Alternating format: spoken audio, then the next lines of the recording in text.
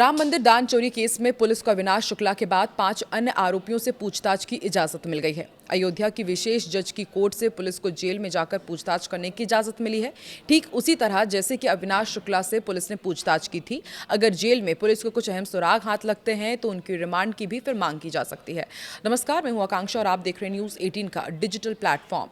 अविनाश शुक्ला के बाद अब पुलिस ने जेल में बंद 5 अन्य आरोपियों से पूछताछ की यहां पर बात कही है। शनिवार को भ्रष्टाचार निवारण अधिनियम के विशेष जज की कोर्ट से अयोध्या पुलिस को जेल के अंदर जाकर इन 5 आरोपियों से पूछताछ करने की परमिशन मिल गई है। रविवार से माना जा रहा है कि पुलिस यानी कि आज से जेल में जाएगी और अनुकल्प मिश्रा, लवकुश मिश्रा समेत 5 लोगों के बयान दर्ज करेगी। पूछताछ में माना जा रहा है कि शायद अहम खुलासे हो सकते हैं, जिसके बाद पुलिस इनकी कस्टडी रिमांड भी मांग सकती है। अयोध्या पुलिस के मुताबिक विशेष कोर्ट से परमिशन मिल चुकी है और जेल के अंदर ही 5 आरोपियों से गहन पूछताछ अब शुरू होगी। जिन आरोपियों के बयान दर्ज किए जाने हैं उनमें अनुकल्प मिश्रा है, लवकुश मिश्रा है, टिन्नू यादव है, करुणेश पांडे है और मनीष यादव का नाम शामिल है। सभी राम मंदिर में दान की गिनती और प्रबंधन से जुड़ी बैंक की आउटसोर्सिंग व्यवस्था का हिस्सा थे, जिन पर सुनियोजित तरीके से चंदे की रकम उड़ाने के गंभीर आरोप लगे हैं।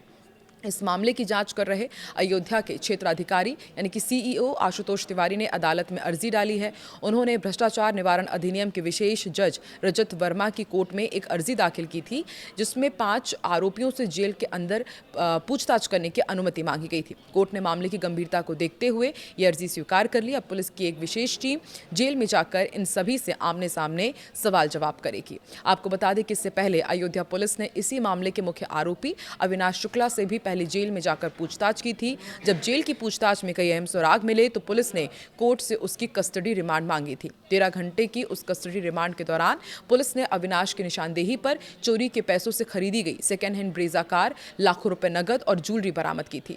पुलिस के सूत्रों के मुताबिक रविवार से जेल में इन 5 आरोपियों से पूछताछ होगी। इनके बयान दर्ज किए जाएंगे। ये पता लगाने की कोशिश की जाएगी कि इस पूरी चोरी का मास्टरमाइंड आखिर है कौन, पैसों का बंटवारा कैसे होता था और बाकी की रकम कहां निवेश की गई है। इसके बाद जांच में सामने आए तथ्यों के आधार पर और जरूरत पड़ने पर पुलिस इन 5 आरोपियों की एक-एक करके कोर्ट से पुलिस कस्टडी रिमांड भी मांग सकती है, ताकि गबन किए गए पैसों की अधिक से अधिक रिकवरी हो सके।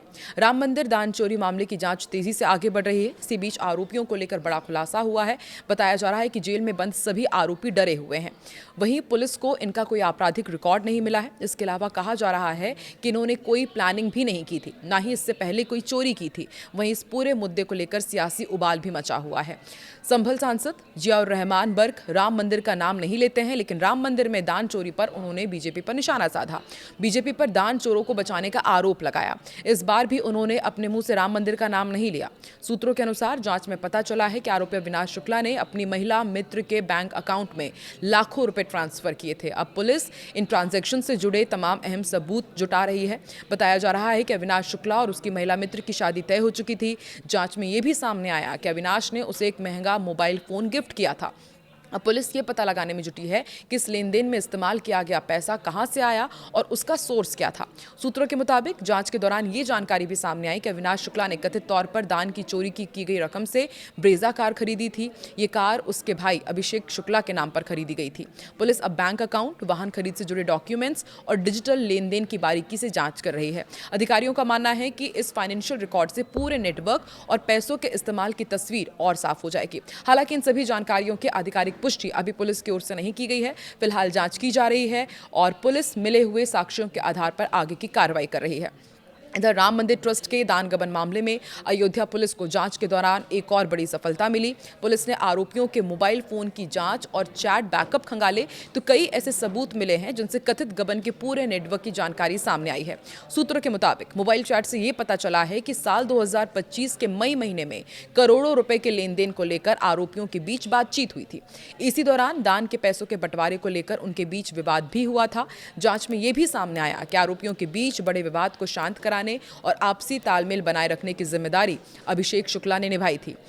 ये भी बताया जा रहा है, माफ कीजिएगा, अविनाश शुक्ला ने निभाई थी और बताया जा रहा है कि अविनाश शुक्ला और अनुकल्प के बीच भी पैसों के बंटवारे को लेकर कहासुनी हुई थी। पुलिस की पूछताछ और डिजिटल जांच में यह भी सामने आया है कि राम मंदिर परिसर में दान की रकम की काउंटिंग के दौरान कथित तौर पर पैसों की चोरी की जाती थी और इसके बाद रकम का आपस में हिसाब किताब और बंटवारा किया जाता था। सूत्रों के अनुसार आरोपियों के मोबाइल फोन से मिली चैट, बैकअप और अन्य डिजिटल डेटा ने जांच को नई दिशा दी है। इन इलेक्ट्रॉनिक सबूतों में कथित लेन देन, आपसी बातचीत और पैसों के बंटवारे से जुड़े कई अहम सुराग मिले हैं। फिलहाल अयोध्या पुलिस इन सभी डिजिटल सबूतों की गहन जांच कर रही है और अधिकारियों का मानना है कि मोबाइल फोन से मिले रिकॉर्ड इस पूरे मामले में कई और बड़े खुलासे कर सकते हैं और इन्हीं के आधार पर अब आगे की कानूनी कार्रवाई की जाएगी। तो जिस तरीके से चढ़ावे की कथित चोरी की जांच के बीच अब ये नया मोड़ सामने आया है, वरिष्ठ अधिवक्ता आलोक कुमार ने अयोध्या के जांच अधिकारी और डीएसपी आशुतोष तिवारी को एक पत्र लिखा है और उन सार्वजनिक हस्तियों के बयान दर्ज कराने की मांग की है जिन्होंने इस मामले में बड़े पैमाने पर भ्रष्टाचार और चोरी के आरोप लगाए। इस पत्र में ये कहा गया है कि अलग अलग टीवी चैनल्स और सोशल मीडिया प्लेटफॉर्म पर जो बयान प्रसारित किए जा रहे हैं, जिसमें प्रोफेसर रामगोपाल यादव हैं, अरविंद केजरीवाल हैं, सांसद संजय सिंह है, प्रियंका गांधी हैं, इन्होंने मंदिर चढ़ावे की चोरी को लेकर गंभीर आरोप लगाए हैं। और पत्र के अनुसार प्रोफेसर रामगोपाल यादव ने आरोप लगाया था कि राम मंदिर में लगभग 20,000 करोड़ का घोटाला हुआ है और सोना, चांदी, हीरे जवाहरात तथा नकदी गायब हुई है। अरविंद केजरीवाल के हवाले से कहा गया कि राम मंदिर में भारी मात्रा में नकदी और कीमती सामान चोरी हुआ है। लगभग 200 करोड़ नकद गायब होने का दावा अरविंद केजरीवाल ने किया।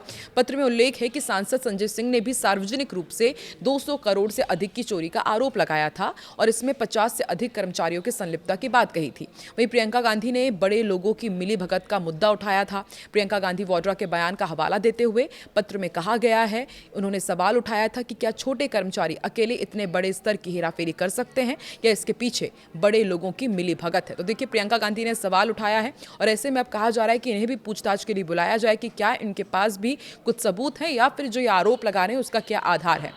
आपको क्या लगता है कि क्या वाकई ये छोटे कर्मचारी, जो 5 से 6 लोगों को गिरफ्तार किया गया है, जिनकी पुलिस आगे रिमांड भी ले सकती है, क्या वाकई सिर्फ ये कर्मचारी अकेले इतने बड़े स्तर की हेराफेरी कर सकते हैं या वाकई इसके पीछे बड़े लोगों की मिलीभगत है जिन्हें बचाया जा रहा है? क्या लगता है आपको? कमेंट सेक्शन में ज़रूर बताएं।